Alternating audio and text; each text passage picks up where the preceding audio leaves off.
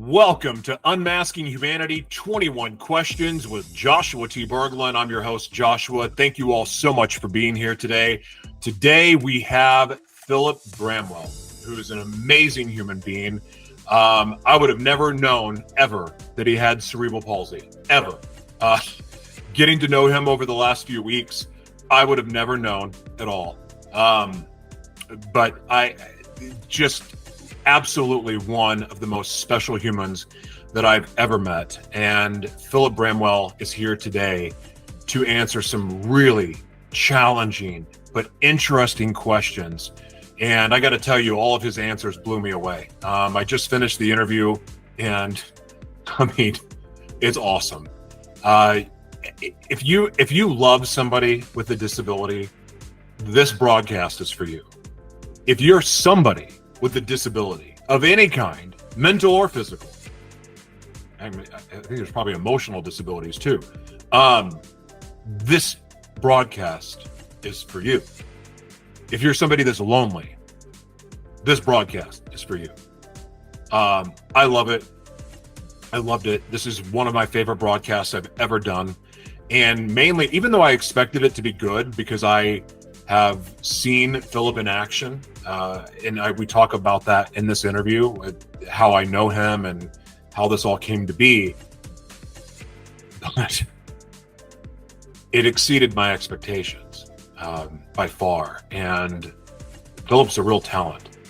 And I hope, even regardless of the disability that he deals with and thrives with, the sky's the limit for him. And I hope and pray that I'm kind of stumbling over my words here because I don't want to wish something on someone that they may not want themselves, but I truly foresee Phillip being a voice for the voiceless all over the world. And I see him being a talking head, an expert in his field, but his message, his words, his way of being, it's something that, I think is good for all of us to be around. And his advocacy work is something that has just lit a fire in me. But again, his attitude, his way of being, his confidence is just something that, like, I couldn't get enough being around him today. Like, I asked more than 21 questions, for the record, because there was just so much to talk about. Phillip's awesome. This is, again, one of my favorite. I've done probably 700 interviews now, and this is easily in the top 3. And it's incredible. You guys are going to be blessed from this. So thank you for being here. As I said, my name is Joshua, and I'm the host of Unmasking Humanity, 21 Questions with Joshua T. Berglan. Thank you for being here. You can find the World's Near Experience platform where this is being broadcast on. Of course, you're probably seeing clips and other things all over the place, but we self-host, and you can go to our platform at joshuatberglan.com. There's all kinds of education, bunch of different videos, podcasts. There's multiple podcasts, books, and so much more. So go check it out. Thank you for being here. But I got to tell you, ladies and gentlemen, you're in for a treat. So please welcome Mr. Phillip Bramwell to Unmasking Humanity, 21 Questions with Joshua T. Berglan.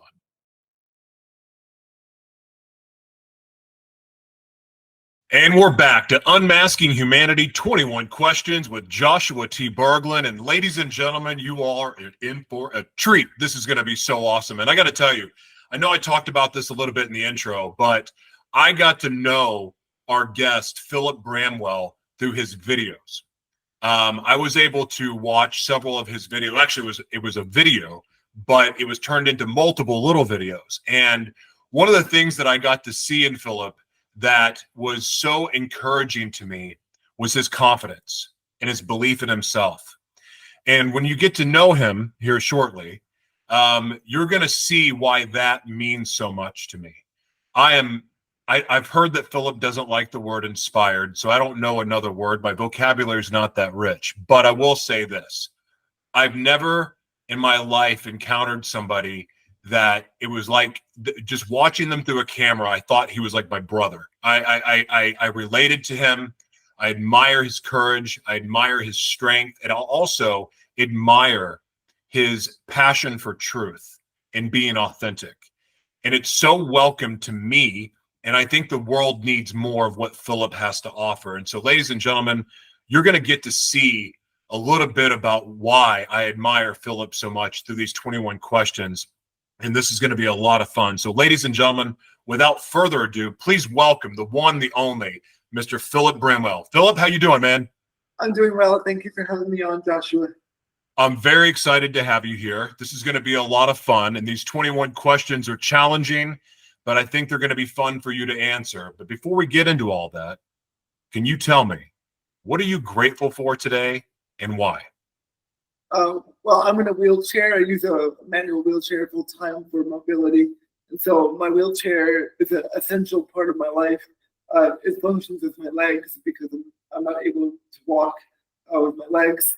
So I'm grateful for my durable medical equipment that helps me function in daily life on a daily basis. And in general, I'm just grateful for the medical attention and knowledge that I've received through my circumstance. So I've suffered a lot, but I've also learned a lot through my suffering. And so I'm grateful for that. That's awesome gratitude. In fact, I worked with complex disabilities for a long time. And, you know, I've got to see all kinds of different stories. I mean, I've seen quadriplegics that became skydiving Elvises, and I've seen quadriplegics, you know, succumb to addiction, where, you know, they really struggled, battled with addiction and battled with worthiness issues. And not saying you're a quadriplegic, but what I am saying is, having been around that industry for so many years, I've seen a lot of stories. And so when I said to you, and I know you don't like the word, but inspired, it's because of your attitude and your way of being. And it's really, really exciting because when I see people like yourself, you're defying the odds, and yet at the same time, you're moving forward as if there is no disability. You march forward confidently as if there is no disability or obstacles in your way. And for someone like myself, that really ignites my passion for life. So I want to thank you for that. That is my gratitude for you today. Oh, thank you so much for those words, Joshua. It means a lot. All right. Are you ready for your questions? Let's do it. All right. As a triplet with a unique medical diagnosis, how did your relationship with your siblings shape your perspective on life? Well, my brother and my sister were triplets, but they're not in a wheelchair with cerebral palsy like me. They're able-bodied. And so my brother and my sister, they always treated me normal, as if I was not disabled. A little bit too normal, I like to say. Sometimes, you know, I took, you know, a couple whoopings and you know, they were pretty rough on me, but it toughened me up. And, you know, I'm grateful for them and the way that they treated me equal opportunity, as I like to say, to help me function better as an independent adult. That is awesome. That is such a good answer, and an unexpected answer also. All right. Question 2. I just lost it on my dadgum screen. Screensaver, stop it. Okay. Sorry about that. My goodness. All right. Number 2. Can you share a memorable moment from your time as a childhood actor and model that influenced your current path? Yes. So I'm not going to talk about the actual jobs themselves, but the classes I used to take as a child. I was enrolled in an acting academy. So these individuals, we were all children, and we were all on a path and desired to be like big Hollywood actors and models. And so I really appreciated those experiences because I was with people that were in like advanced placement classes and just in smart, intelligent world environments. And when you're disabled, you're kind of isolated in those environments unless you figure out a way to get out of that. So I was really grateful for those experiences. That's neat. And, you know, when I was looking at your, you know, watching your videos, and I kept messaging your mom going, man, he's got a look. Like you've got the it factor. And so now knowing that you've actually modeled and acted, like it makes sense, but literally you have the look. You have the look of somebody that belongs on TV.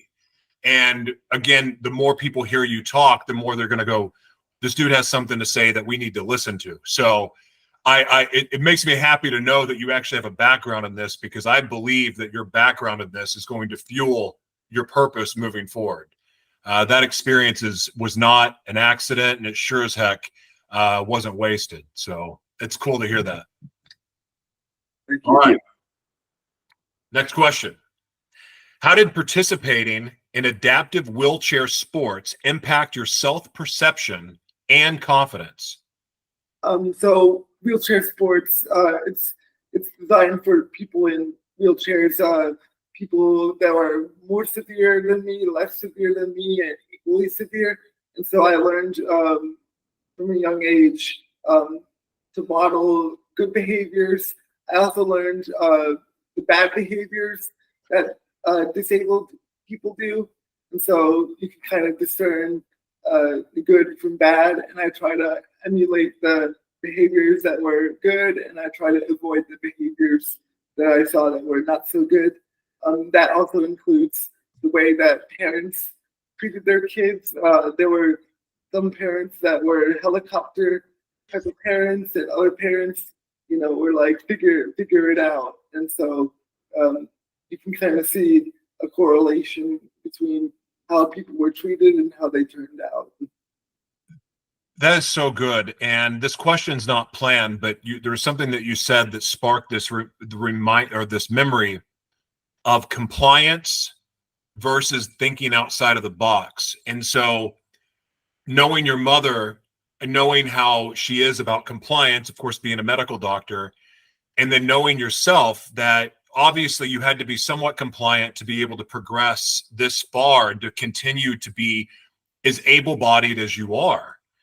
But at the same time, there's also the outside of the box thinking that helps people get to where they want to go to, that helps them heal or helps them have a breakthrough or improve or do more of their daily living activities that they were limited from before.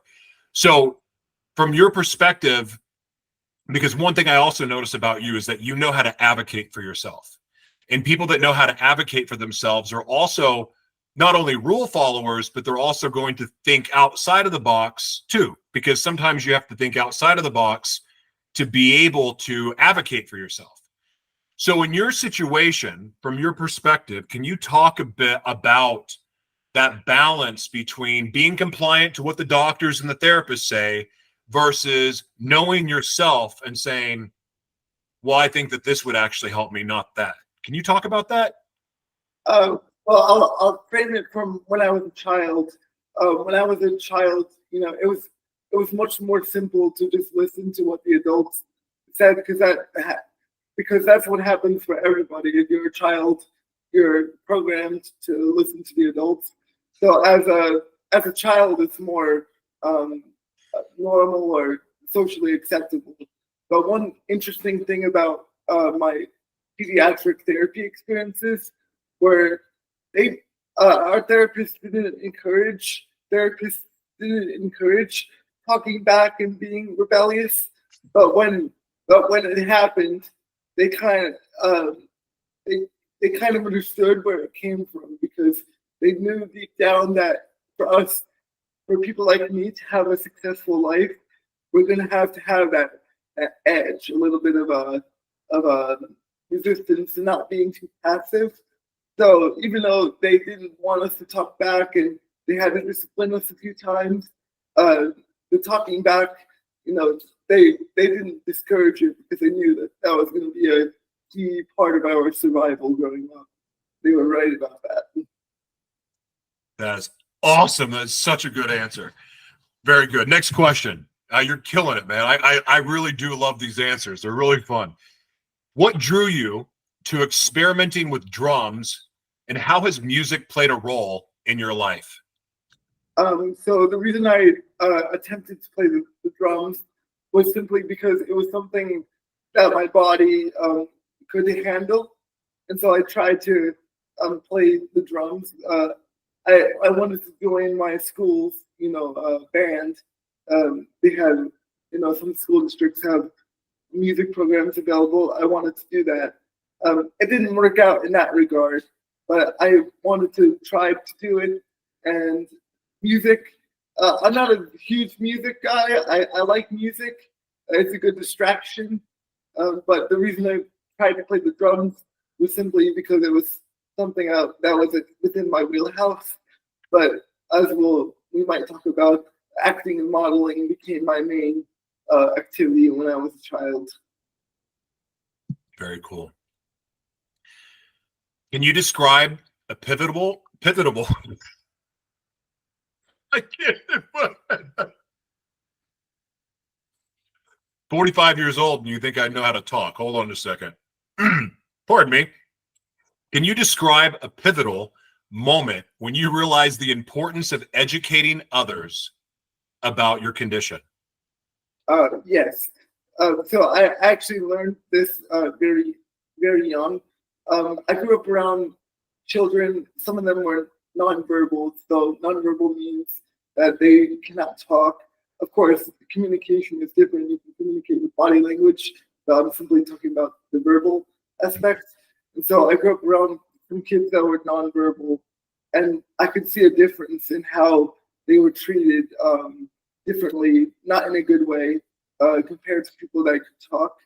And so that was one reason why I recognized the importance of that.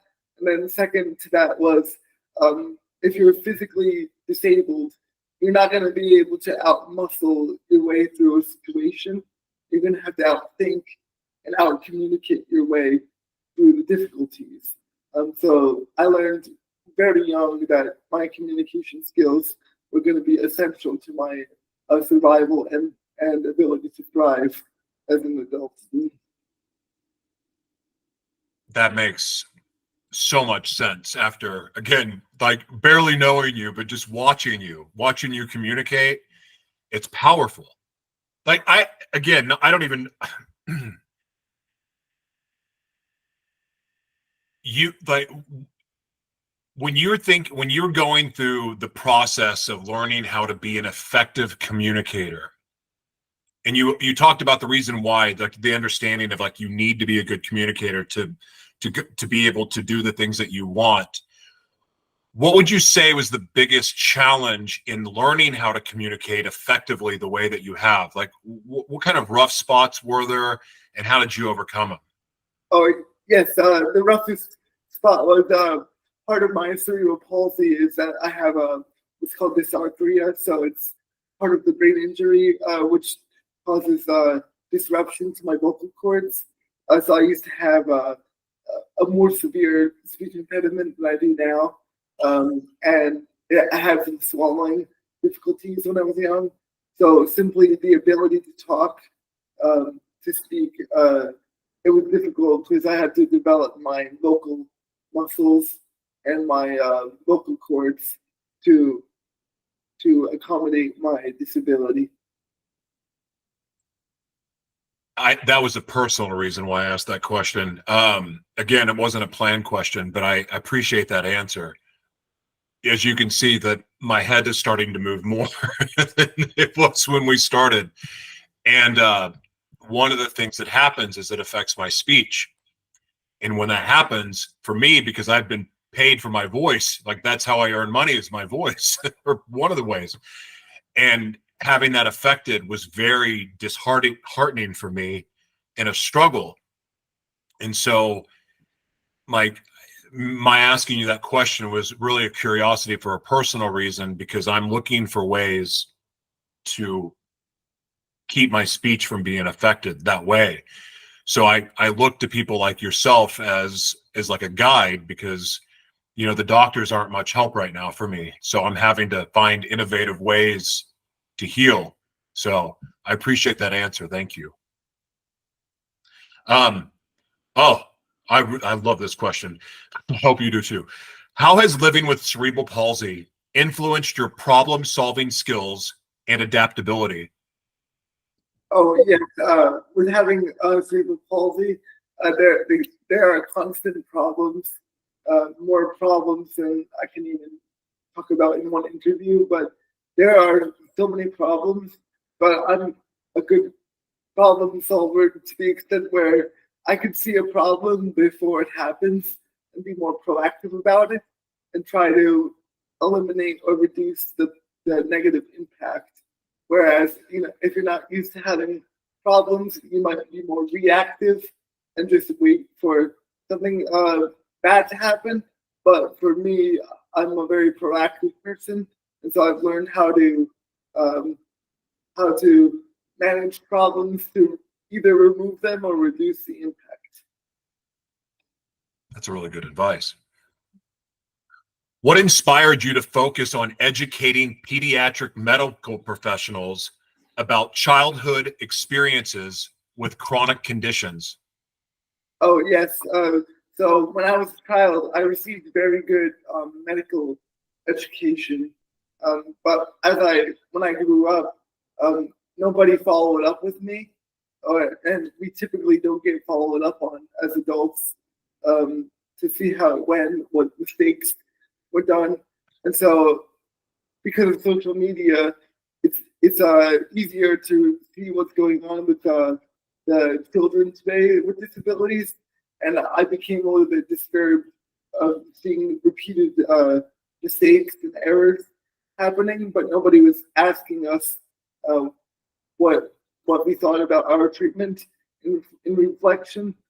So it's become a huge passion of mine. And you're really good at it too. Can you share an example of an unrecognized medical error you've encountered and how it shaped your advocacy work? Oh, yes. So for cerebral palsy, one of the main problems that people with my condition have is we have hip dislocation issues. And so when you're a kid, when you're a child, they try to make us, they try to do like exercises and help us walk. Some people are able to walk and some people aren't, depending on what section of your brain was impaired. But my point is that there's a lot of people that walk too much and walk with poor form. And so it's pretty much a guarantee that we're going to have hip problems. The way that walking and the way that walking and balance is taught is a guarantee for hip problems. And so I want to try to prevent children from going through unnecessary hip surgeries. And the way that I want to do that is by teaching better ways to manage walking and learning how to walk. That's pretty brilliant, actually. And I've never thought about that before. Another unplanned question, but do the standing devices, they have sit to stand, or there's Easy Stand, there's that company, and then they have the standing mobility chairs, standing power wheelchairs. Would do you, in your opinion, and I don't know if you know this or not, but in your opinion, do you think those types of mobility and assistive devices help people with cerebral palsy avoid hip problems? I do think that they're helpful for alignment, but they cause a problem in another way that people don't really talk about, and that is, let's say you're in your standing frame, you're usually doing your homework or doing some other activity as a distraction, but you're probably not doing your homework as good as you could be doing it because you're in pain and you're stressed out about the standing. And so even though you're standing in the standing frame and you're doing a good job in that regard, you're probably faltering in the other areas that are important. Yeah. And I think education is something that shouldn't be sacrificed for a standing frame, for example. Thank you for that. How do you approach creating content for your Instagram and YouTube pages to effectively reach and support newly disabled individuals? Well, where I live, there's a lot of disabled individuals that I know of. I would say they're acquaintances rather than friends, but I have a good network where I live, and so that's a starting point. And then online, I'm not the only disability influencer. There's many other people, and also parents that are starting to do it on behalf of their disabled children. So it's easy to identify the trends and the problems that are happening. Mm-hmm. So my growth is still emerging, but I hope to combine. I know how to identify the problems, and I just need an audience big enough to hear what I have to say. But that's how I identify problems. There's people in my community, and then social media made a big difference in this regard as well. If I may, one thing that I experienced again through watching your videos is that you're not just a voice for other people with disabilities. You're an advocate for those that love people with disabilities, because you're teaching them, you're holding people accountable, you're speaking up for yourself, you're being your own voice. And I mean, again, you're masterfully, your therapist, the way that you were working with your therapist, you were incredible to watch. And like, I can totally see you speaking on stages all over the world, talking to parents, talking to caregivers, talking to doctors, talking to therapists, and educating them on how to properly work with those with disabilities. Like, your message is far beyond those to the disabled community. Like, it's universal to me. So I say that, and I know that you speak directly to those with disabilities, but from my perspective and what I saw, you speak to a lot more than that. I agree with that. Good. I'm glad you do. I really am, because I have, not that you asked, but I have major expectations for you, because you have all the talent, you've got the look, you've got the voice, you've got the communication skills, you got what it takes. So the sky's the limit for you. Oh, thank you so much. I agree. I'm glad you agree. What's the most challenging aspect of living with cerebral palsy that you wish more people understood? So I'm not gonna. I've managed and dealt with the medical side of my condition pretty well. So I know people would expect me to say, "Oh, it's probably because you can't walk," or something like that. But I'm going to go in another direction, and that would be that being disabled is very, very expensive. It adds significant stress to my financial well-being for various reasons, and also the government puts caps on people with disabilities in terms of their income and assets, and so our ability to progress and to have generational wealth, for example, is significantly impeded. And so financially, it's very difficult to be disabled. Oh my gosh, I am so glad you brought this up, because I understand this process of being on disability myself. If you go on disability, they want you to die in disability, or like literally, if you go out and earn any amount of money, you're at risk of losing your disability.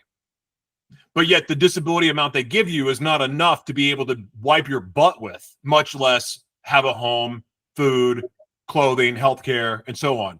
It is the strangest process. Like, it's a weird slave system. They don't want you to leave it, even if you're on welfare. Like, if you make any amount of money, you don't get your welfare, but so you have no real opportunity to get on the other side of poverty. The whole system is like rigged against you. And so while you could say, well, I'm just grateful for anything I get, But the problem is, if you have any ambitions for more than that, you're penalized for it. And then what happens if you have 1 or 2 months of doing well, and then you have a setback with your disability, but then you've lost your benefits, and then you got to go through the process and fight again? I mean, there's a lot of different examples, but that whole system is messed up. Again, not a planned question, but from your perspective, I have my own opinion on this, but from your perspective, what's the solution to that problem?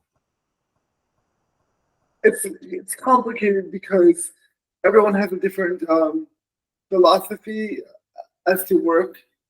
But I grew up with my disability. I was born with it, so I always knew that I wanted to support myself, have a wife, maybe kids, pets, and all that. And I always knew that required money.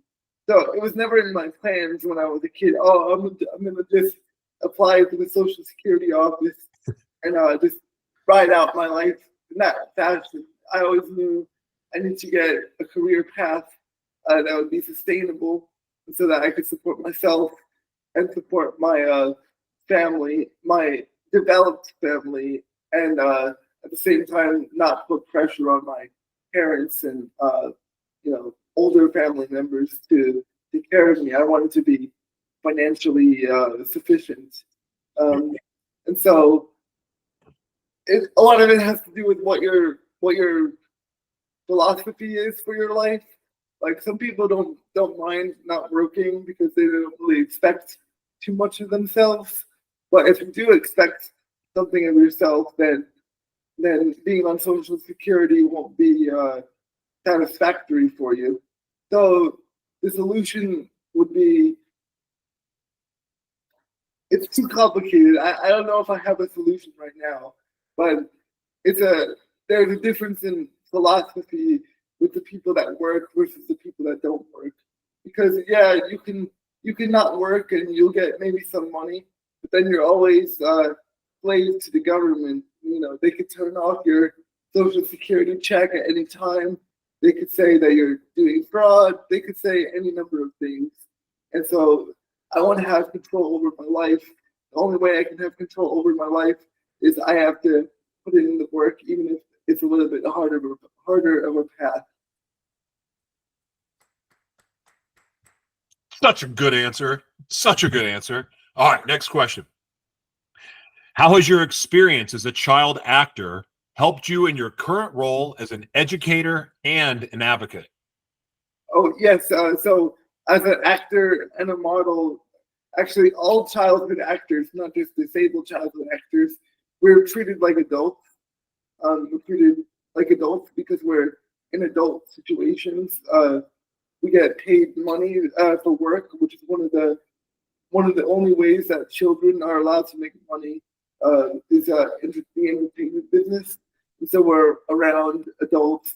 We're treated like adults, and we're also expected to have good grades and keep our life together. And so we were treated like adults when we were young. And so for disability education, it was a seamless transition because I've already been treated to be a good speaker and a responsible person since I was a young boy. So everything just transitioned very smoothly. Very good. Very good. What strategies have you developed to navigate environments that aren't fully accessible? Oh, yes. A lot of this has to do with the preparation that happens before you get to a place. So let's say the bathroom, if I don't know if the bathroom is accessible where I'm going, well, that just means I won't be eating or drinking before I go, just to see, before I see what the bathroom situation is. And if the bathroom is not accessible or I deem it unsafe for myself, then I might have to reduce my eating or drinking for that particular event. Or if it is accessible, then I just relax and do it as I planned. But the point is that you have to prepare accordingly and not get sloppy. It's about paying attention and adjusting on the fly as you need to. That's actually really good advice for me. Huh. Thank you for that. I'm going to apply that to my own life. That's a good answer. All right. How do you balance self-care and advocacy work, especially given the importance of paying attention to your health? So I have my own issues, like everybody does, even if you're not disabled. So of course, my loyalty is to my own dealing with my own problems, trying to come up with solutions. But I also see that if I'm able to help my community, my disabled community, and their problems, it's in its own way, it's helping me deal with my own problems, because a lot of the problems they go through are the same that I go through, and so it's actually one and the same, helping with my problems and helping with their problems. So I don't view it separately. I view it as the same concept. Beautiful. Can you share a story of how your advocacy has directly impacted someone's life or medical care? Uh, yes. It was actually this video that you worked on when I did that seminar. They weren't planning on paying. They weren't planning on paying us for that work. But I was the only one that spoke up about it, and so I got what was supposed to be free work and got turned into paid work. And it actually got acknowledged by a particular individual. And I helped multiple people get paid, but that wasn't the plan initially. But it was because I spoke up that it got changed. It's so awesome. It's so awesome. By the way, do you have an IMDb page? I do. There you go. Very good. I actually need that link, by the way. I give IMDb credits for all my guests, and it's very important. Like, in fact, I'm going to break the third wall here. Anyone who has a podcast or does a live stream or anything like that should have their content registered on IMDb. You should have a profile for yourself as an individual, and you should also have for all your work, anything you create. And it's very, very important. I won't go into a sermon about it right now, but I love that you have an IMDb page. It's super, super important, especially moving forward. And this is a great segue to the next question. What role do you think media plays in shaping perceptions of disabilities, and how would you like to see that change? Yes, media plays a huge factor in how disability is perceived in society. One key area that I see of mistake that the media makes is people getting, if they were, let's say they were in a car accident and they're in their rehab facility, practicing walking with like a harness or a walker, the media will frame that as, oh, so-and-so learned how to walk again. When in reality, they're doing lower body exercises, which is valuable in itself. But to say that it's walking is untruthful. I mean, I understand there's SEO and other factors. They're trying to get clicks, but I'm just speaking from the truthfulness of those type of stories. There's a lot of false stories out there of people learning how to walk allegedly, when all they're doing is doing lower body exercises. And have you seen the exoskeletons? Yes, I've seen those devices, and that's one of the biggest mistakes that people make. You know, they frame it as like, oh, somebody can walk with an exoskeleton, but what would happen if they didn't have that exoskeleton? They probably wouldn't be walking, and so I don't believe that that's a valid way to say that somebody's walking again. The technology is good, and I'm grateful it's available, but it's still not walking, if we're being truthful about it. Thank you for your being candid. I appreciate that. Let's see. How has moving from New Jersey to Arizona affected your perspective on disability rights and accessibility? So the reason I moved to Arizona I've wanted to move here since I was a teenager, and I went to college in Arizona. So I always wanted to move to a warm weather place, and there's a big population of elderly and disabled in Arizona. So the services in Arizona are overall better than New Jersey. But there are still a lot of issues of mainly financial. I mean, that's a universal problem in America, and the financial struggle of being disabled. But other than the services are better here, I don't notice much of a difference. The financial issues exist no matter where you live in the U.S. It's true. True. Thank you for that. Let's see. What do you see as the biggest barriers to breaking the cycle of poverty and low education in the disabled community? So I'll start with the low education part.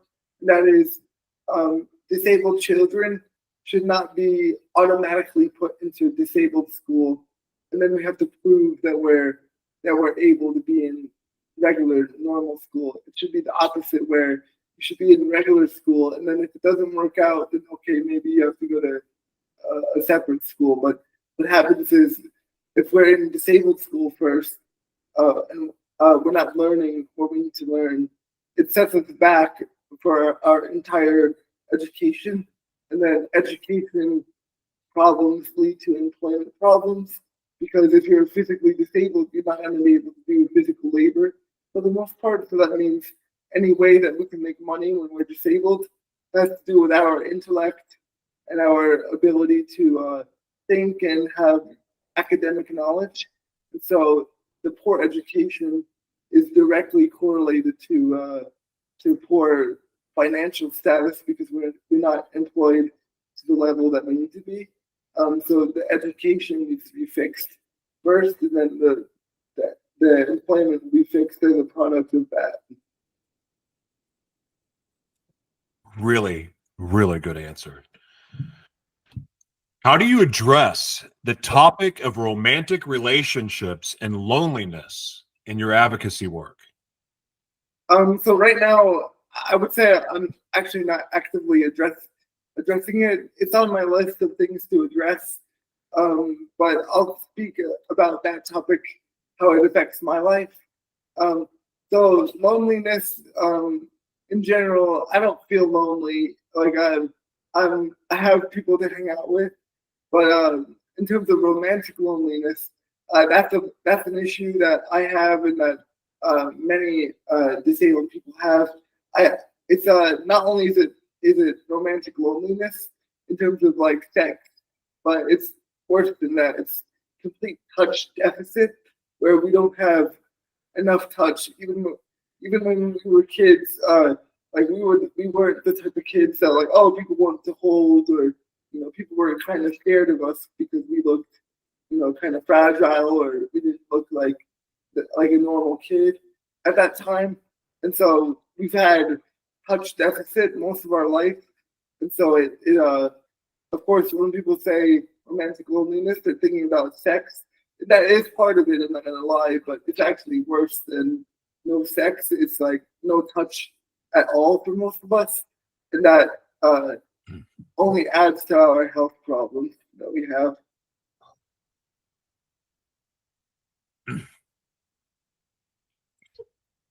Sorry. That I felt, because this is not about me, but like for the last 8 months, like for me, I can't, touch is a thing for me. Like I like to hug and hold hands, and I love holding, like being able to hug my kids and my ex-partner. But when I developed this,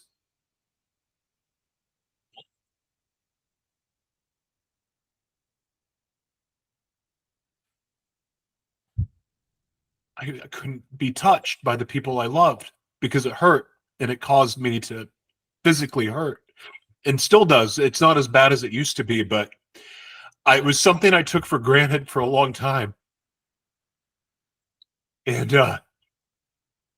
having it taken away hurts. It sucks. And like, so I can't relate to what it's like to, have that, your situation. I can't relate to it as a whole, but from the perspective of losing it and knowing what that's like, that void, it sucks.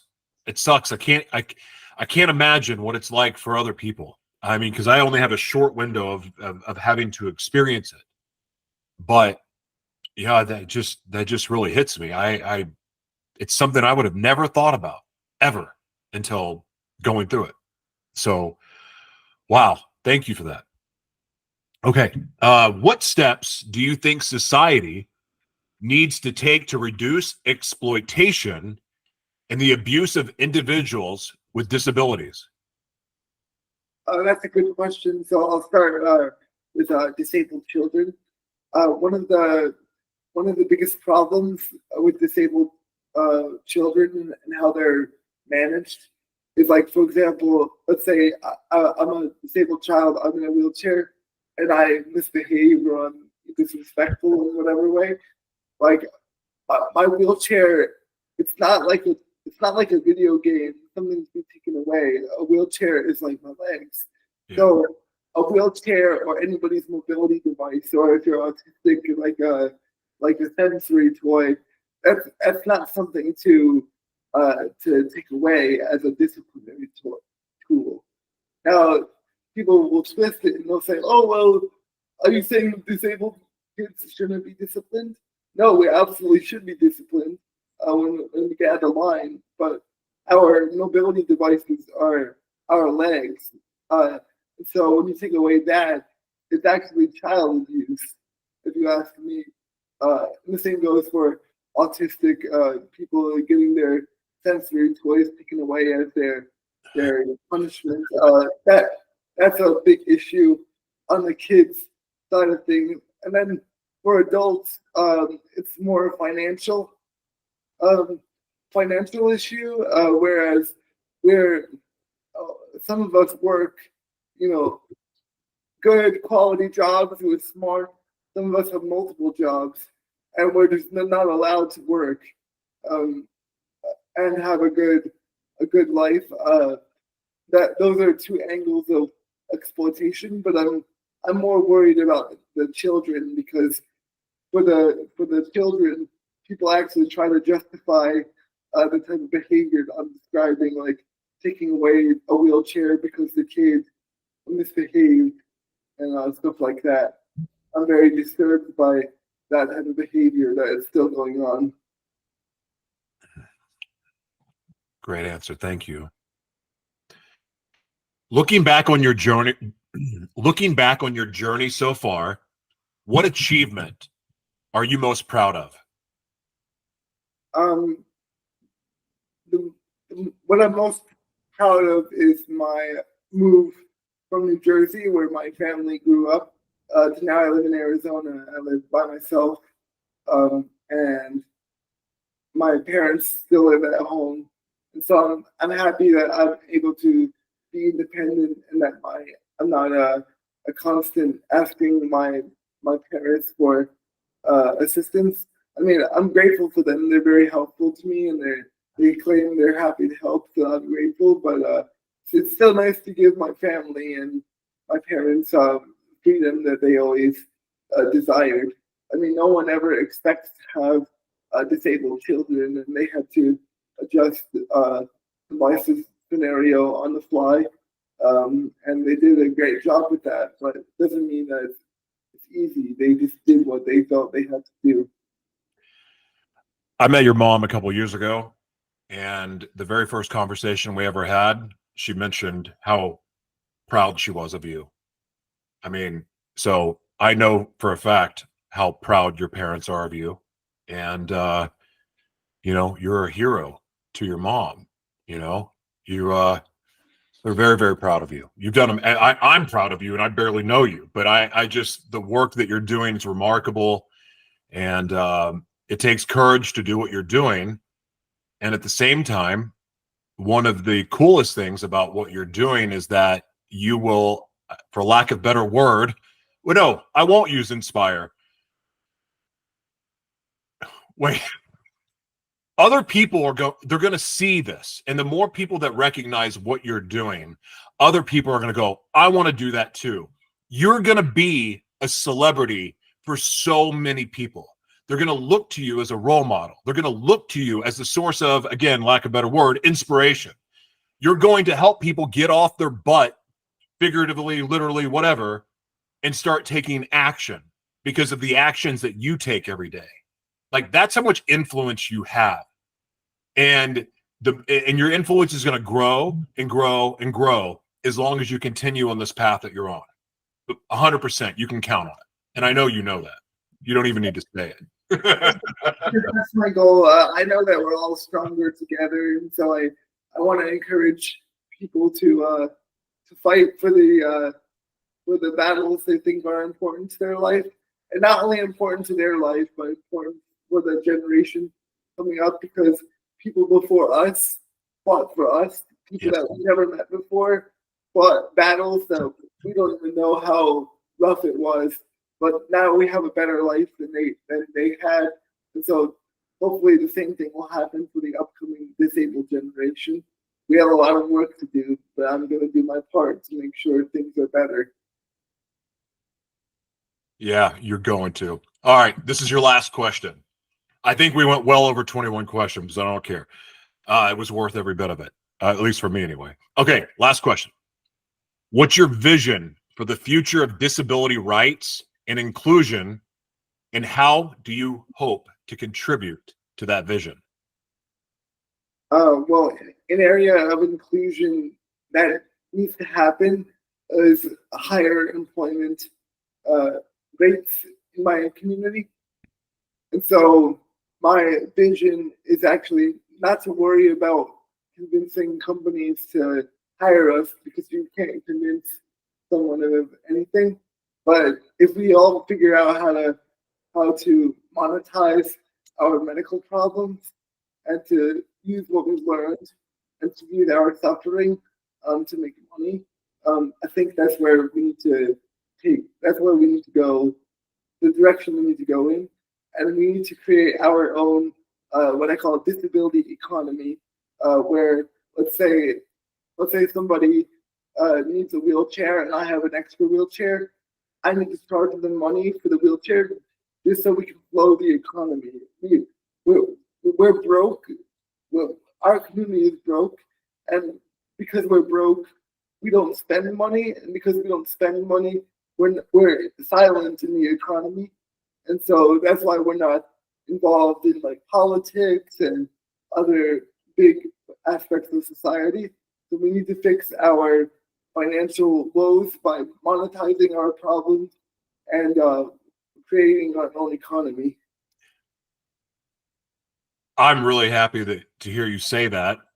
I don't want to make this about me, because I don't, but I need to talk about me for a second. I wrote a book for this exact situation and exactly what you're talking about.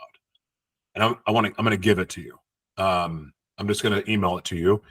It's a workbook. It's a guidebook. It's an interactive book. There's all kinds of stuff in it. And it's all backed by 7 years of research and data from the World Economic Forum, the United Nations, and I mean, many, many other places. And my passion is not just to be a voice for the voiceless or to elevate the voices for the voiceless, but it's also to equip the voiceless so that they have a voice.